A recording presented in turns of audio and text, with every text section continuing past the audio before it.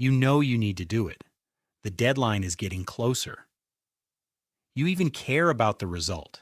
And yet, somehow, you're doing almost anything else. You check your phone, you make coffee, you reorganize your desk. You suddenly become extremely interested in cleaning a room you haven't noticed in 6 months.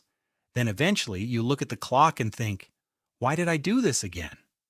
Here's the strange part. You probably didn't procrastinate because you wanted to fail.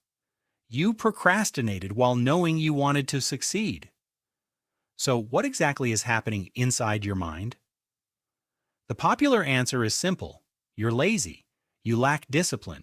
You need more motivation. But psychology suggests something much more interesting. Because sometimes the problem isn't that you don't care about the future. It's that, in the present moment, your brain is responding to something happening right now. Imagine you have an important report to write. The report might take 3 hours. The reward for finishing it comes tomorrow. But the moment you open the document, you feel overwhelmed. Maybe the task is boring. Maybe you aren't sure how to begin. Maybe you're afraid the result won't be good enough. Or maybe the task simply feels unpleasant. And now you have two choices. You can stay with that uncomfortable feeling, or you can escape it. So you open your phone, and something interesting happens. For a moment, you feel better. The task is gone from your attention. The pressure disappears. You experience relief. And that relief may be enough to teach your brain something. Avoiding this feeling works. Not permanently, not intelligently, but immediately. This is one reason researchers have proposed that procrastination can function as a form of short-term mood regulation. When a task feels aversive, postponing it may temporarily reduce unpleasant emotions, even though the delay often creates greater problems later. And this creates a strange psychological trap. The behavior that makes you feel better now can make you feel worse later. Think of it as a negotiation between two versions of you. There's the present you. Present you wants relief. Present you says, just 5 minutes. Then there's the future you. Future you has to deal with the unfinished work. Future you has less time. Future you may feel more stressed. And yet, when the decision arrives, future you is psychologically distant. This is where another concept becomes relevant: temporal discounting. In many situations, people tend to value immediate outcomes more strongly than delayed outcomes. A reward available now can feel more motivating than a larger reward that arrives later.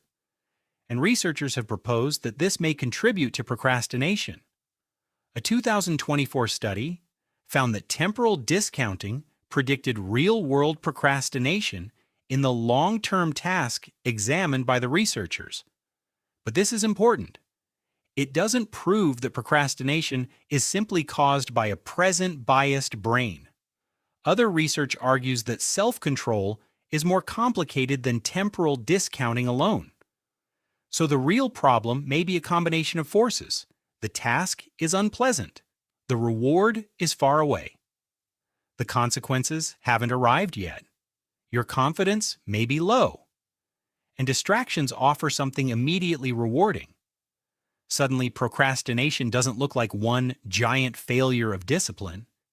It looks more like a decision-making environment where the easiest option is repeatedly the most emotionally attractive option.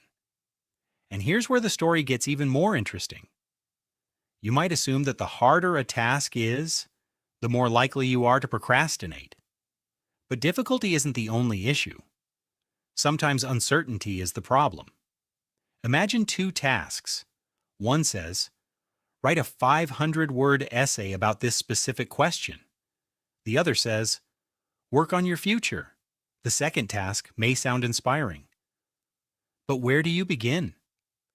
When a task is vague, the brain has to solve the problem of what to do before it can solve the actual problem. That uncertainty can increase friction.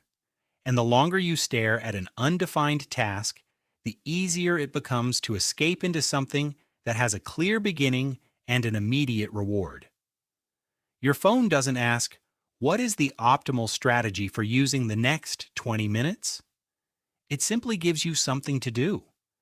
This is why telling yourself to just be more disciplined can miss the point. If procrastination is partly driven by the immediate experience of the task, then changing that experience may be more useful than attacking yourself. So, what can you actually do? First, identify the emotional barrier. Before you say, "I don't feel motivated," ask, "What exactly am I trying to avoid feeling?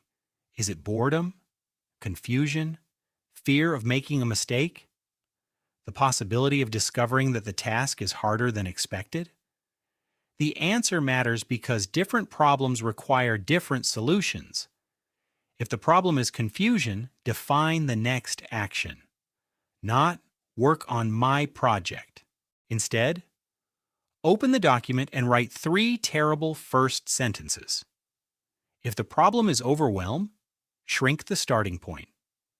If the problem is uncertainty, spend 5 minutes defining what done actually means. And if the task feels emotionally threatening, recognize that forcing yourself to feel enthusiastic may be unnecessary. You don't have to love the task. You only have to become willing to experience a little discomfort without immediately escaping it. There's another important shift. Stop asking, "How do I finish this entire thing?" Ask, "What is the smallest action that moves this forward?" Because procrastination often happens at the level of initiation. The mountain is intimidating. The first step isn't. And once you begin, the psychological situation has changed. You're no longer imagining the task, you're interacting with it. You now have information. The vague problem becomes a concrete problem, and concrete problems are often easier to solve. But don't turn this into another reason to blame yourself. Procrastination is influenced by many factors, and persistent procrastination can sometimes occur alongside broader difficulties involving attention, mood, anxiety, or self-regulation. That doesn't mean procrastination itself is a diagnosis. It means human behavior is complicated. And perhaps that's the most important lesson here. Your brain isn't necessarily sabotaging you. It's responding to incentives, emotions, uncertainty, habits, and the situation you're in. Sometimes the immediate goal of your behavior is not to achieve your long-term objective. It's simply to make the next few minutes feel better. And once you see that, procrastination becomes easier to understand. The question changes. Instead of asking, "Why am I so lazy?" you can ask, "What am I feeling right now that makes avoidance so attractive?" That question gives you something much more valuable than self-criticism. It gives you a starting point. Because changing procrastination may not begin with becoming a completely different person. It may begin with noticing the tiny moment when discomfort appears. The escape becomes tempting, and you realize that the person you're trying to rescue from discomfort right now is you. Only the future version of you will have to pay the bill. And sometimes the first step toward changing your behavior isn't forcing yourself to work harder, it's understanding what your mind is trying to escape from. If you learned something, subscribe to Mindora for more fascinating insights into psychology, the brain, and human behavior. And if you have any question, ask in the comments section.